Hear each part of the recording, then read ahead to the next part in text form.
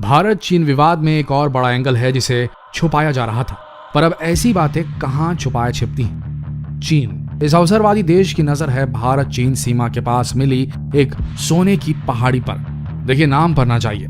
इस पहाड़ में बताया जा रहा है कि सोने के भंडार के अलावा हीरे की खदानें भी हो सकती।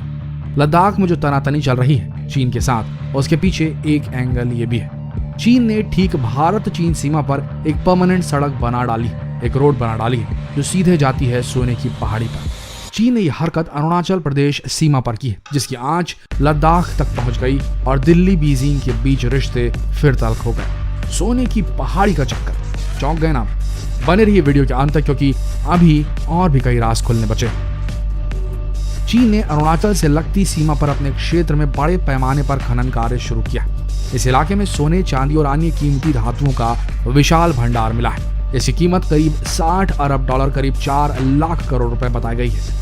हांगकांग के साउथ चाइना मॉर्निंग पोस्ट की रिपोर्ट में जानकारी दी गई। बता दें कि चीन अरुणाचल प्रदेश को दक्षिणी तिब्बत का हिस्सा होने का दावा करता है। प्राकृतिक संसाधनों को हासिल करने का दावा कर चीन क्षेत्र में तेजी से बुनियादी ढांचे का निर्माण कर सकता है। इससे दक्षिण चीन सागर जैसा एक और विवाद पैदा हो सकता है। भारत चीन सीमा पर एक्चुअल लाइन ऑफ कंट्रोल के नजदीक चीन ने एक पक्की सड़क बनाई है, जिसके जरिए अब भारी वाहनों की आवाजाही भी हो सकेगी। अखबार द इकोनॉमिक टाइम्स के अनुसार यह पक्की सड़क भारत के गोगरा पोस्ट के नजदीक है। सैटेलाइट से मिली तस्वीरों के अनुसार इस जगह पर सोना और ऐसे ही कई प्राकृतिक संसाधन पाए जा सकते हैं। करीब 4 किलोमीटर लंबी सड़क को महज 3 सप्ताह के भीतर बना लिया गया है और यह सड़क आगे जाकर उन दूसरी सड़कों से मिलती है जो चीन ने बीते सालों में एक्चुअल लाइन ऑफ कंट्रोल के नजदीक बनाई है। अखबार कहता है कि मई की शुरुआत से ही भारत और चीन के बीच पूर्वी लद्दाख में तनाव जारी है। इस बीच वास्तविक नियंत्रण रेखा के पास चीन एक ऐसे परमानेंट रोड का निर्माण किया है जिससे प्राकृतिक संसाधनों वाली पहाड़ियों तक उसकी पहुंच बढ़ गई है। सूत्रों के हवाले से अखबार लिखता है कि इस इलाके में पहले ही एक कच्ची सड़क मौजूद थी, लेकिन 3 सप्ताह के भीतर तेजी से काम करते हुए चीनी सेना ने यहाँ 2 ब्रिज और एक पक्की सड़क बना ली। हालांकि सड़क वास्तविक नियंत्रण रेखा के नजदीक है, लेकिन इसका इस्तेमाल इन पहाड़ियों तक गाड़ियां और लोगों को पहुंचाने में किया जा सकता है।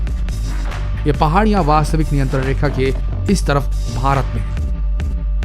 हाल ही में सैटेलाइट से मिली तस्वीरों से पता चला कि सड़क पर 10 किलोमीटर पीछे चीन ने भारी हथियार और बख्तरबंद गाड़ियां तैनात की।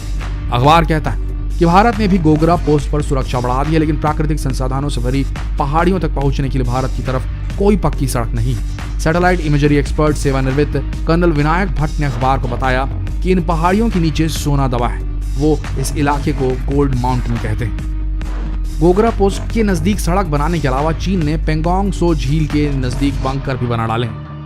चीन हमेशा से इस इलाके पर अपना दावा करता रहा है। हालांकि दोनों देशों की सेनाएं इस इलाके में पेट्रोलिंग करती हैं। अखबार के अनुसार बीते 26 दिन से दोनों देशों के बीच तनाव जारी है और भारत और चीन के हजारों सैनिक गलावन और पेंगोंग सो झील के इलाके में आमने सामने तैनात है। समस्या यह है कि चीन है फुल्ली लोडेड। चीन की पॉपुलेशन दुनिया में सबसे बड़ी और इसलिए उसे जरूरत है ज्यादा रिसोर्सेस की, संसाधनों की।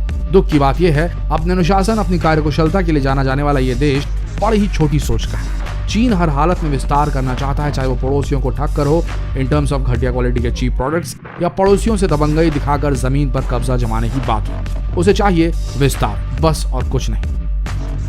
अब भारत इस पूरे मसले पर क्या स्टैंड लेता है ये तो वक्त ही बताएगा, पर इतना विश्वास है कि भारत अगर चाहे, पूरी राजनीतिक इच्छा शक्ति अगर एकजुट कर ले, तो यही वो समय है जब चीन घिर सकता है, क्योंकि पूरी दुनिया आज चीन से कोरोना के चलते खार खाई हुई है। भारत को जरूरत है अभी मुखर होने की, शांति का चोंगा छोड़ अपने हक की लड़ाई लड़ने की। अरुणाचल प्रदेश हमारा था और रहेगा।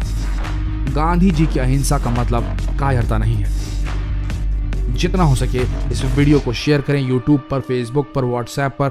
शायद देश की सरकार में वो राजनीतिक इच्छा शक्ति जाग जाए और समझ जाए सरकार कि अब चीन के खिलाफ चुप बैठना अहिंसा नहीं, कायरता ही कहलाएगा।